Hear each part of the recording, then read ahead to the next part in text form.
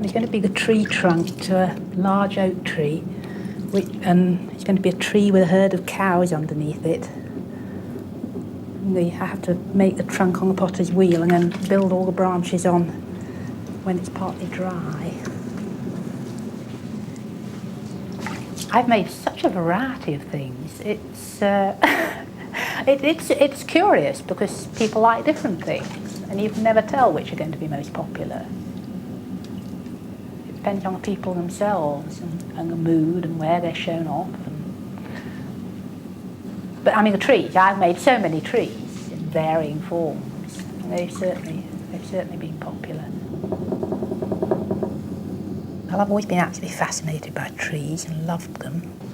And again, I can't remember what made me do the first one, but I did a fruit tree with very large live apples on it. It really made you feel you wanted to pick them and eat them.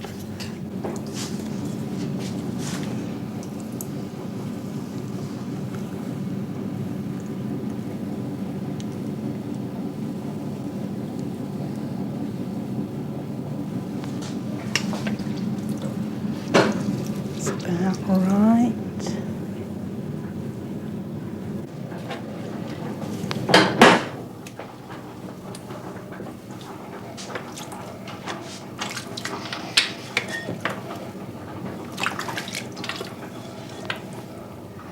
It's got to dry for a day, approximately a day. So that'll be overnight. And then when it's what's called leather hard, a sort of cheesy state, then one can build on the branches. The clay's firm enough to be able to stand more weight.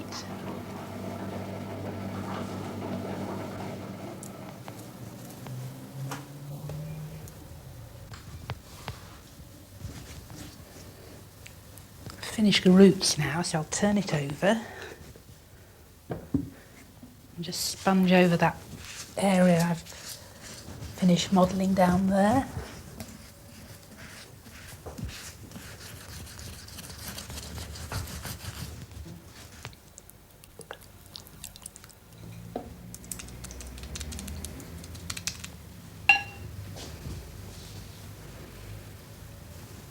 I've always worked from my memory straight into the clay. I've got quite a good memory, and if I just keep that in my mind and transfer it into the clay from the thing I've seen, it seems to work quite well.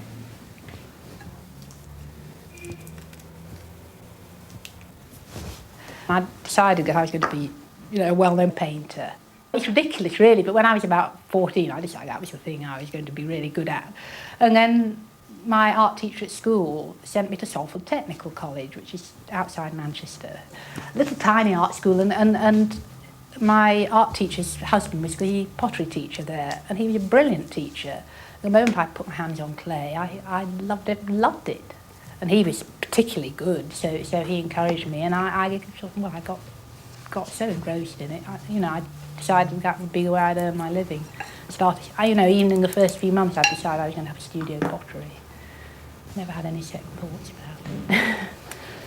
And absolutely love it, because working on my own, one tends to get introspective and one doesn't see enough of people, and it makes it a two-way thing. Life's very sort of full of contradictions, because I hate being on my own, and yet I obviously love potting enough to go on doing it on my own. And almost every week I think, now I'll do something else. I'll take up something else, and I don't.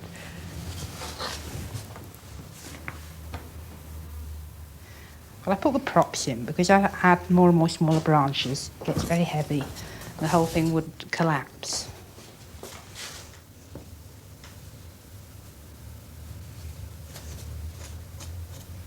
When I was at college, I made a lot of figures and a lot of decorative pieces. But then when I started as a studio potter, I turned over to much more domestic wear, just simply so I could make a living. Because at that time it was harder to sell decorative pieces. And then as the years have gone by, I've made more and more of the decorative things again, and then come back to that. So I don't think my style's changed radically. I think it's just developed. My rhythm is sort of all go or all stop. So I work not very long hours, but with great intensity. I'm extraordinarily clumsy, and I break things continually, and I build things when I'm carrying cups of tea, and people are amazed. I think I'm amazed at myself ever being able to complete anything, and I, you know, I'm a messer, and yet perhaps to sort of compensate for that, I am very orderly. I have to be very orderly. I make this terrible mess when I'm working, but every day I mop the whole floor and clean my overalls. Go from one extreme to the other.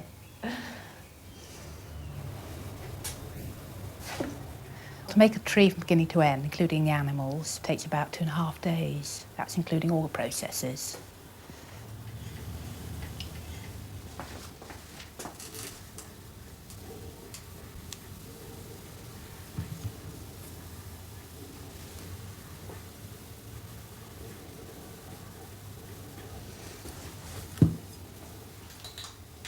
I'm going to make some cows now. This is one I've already made. You can see the finished thing. And I'm going to throw the body and neck part on the potter's wheel as a little bottle form.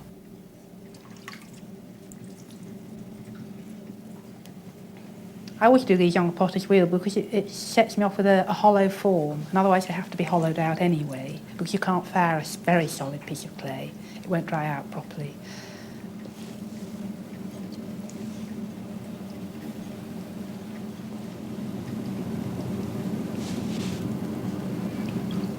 This is how I'm making fruit for a fruit tree, pears or apples or sheep. I always make all the parts like this.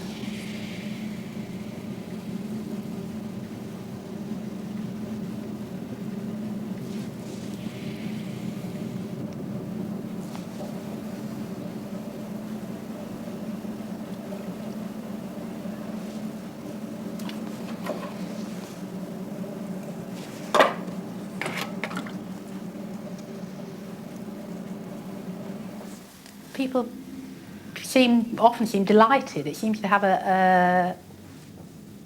it must have something that, I don't know, it's terribly difficult to describe to say how people react, but they seem to react in a very enthusiastic manner, very enthusiastic.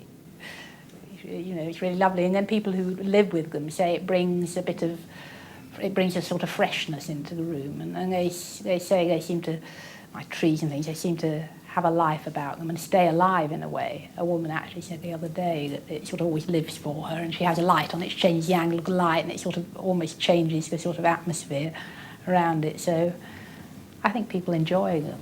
If people enjoy what I'm making, that's the main thing, really.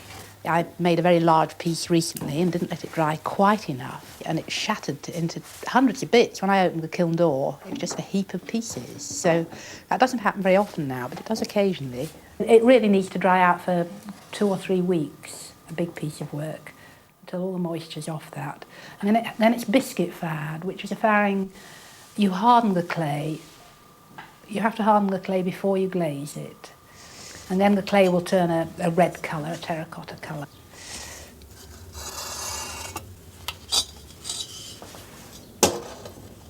Terribly nerve-wracking. I mean, it's extraordinary because clay needs managing with such. You've got to be very humble, really. You've got to really care for it all along the way, and particularly in the firings, checking it all the time.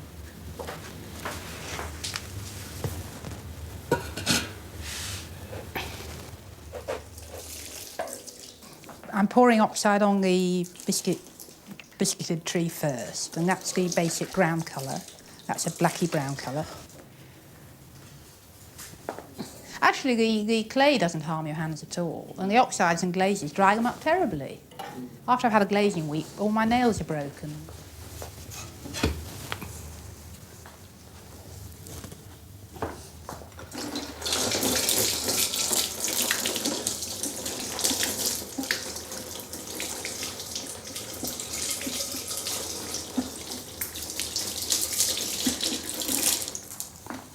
Luckily, with all the smaller things, I can just dip them, and I don't think there's not such a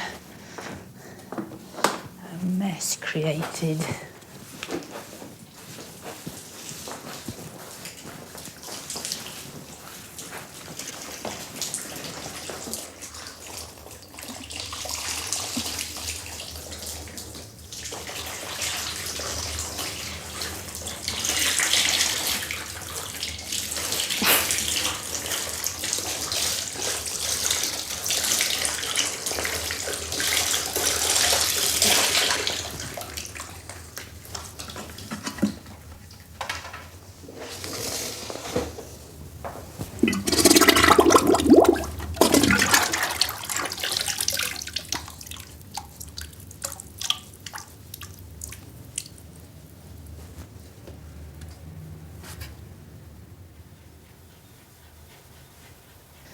People often ask me how I get the animals to look anatomically right and really sheep-like or cow-like. And this I don't really know. I know that I'm very observant and it tends to be intuitive.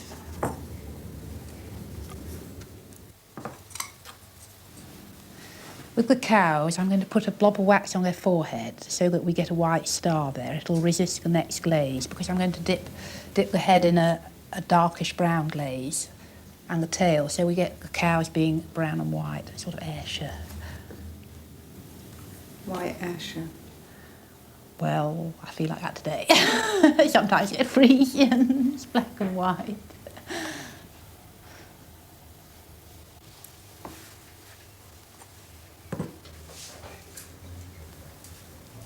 When this has been fab, it'll come out a bright yellowy green, sort of spring green. I like bright colours and colours that ring, but no, that again varies from sort of year to year and time to time.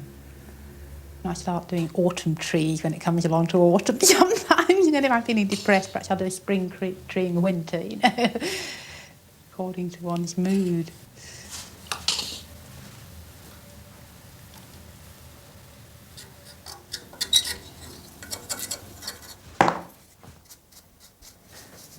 I'm going to rub away some of the white glaze with a brush so that the black will show through more clearly. And when the oxide shows through, it gives the impression of bark.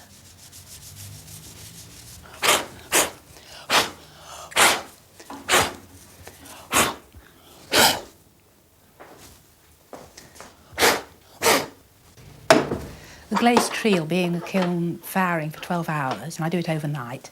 And then the following morning I have to keep an eye on it, a very careful eye, and I have to look through the spy hole.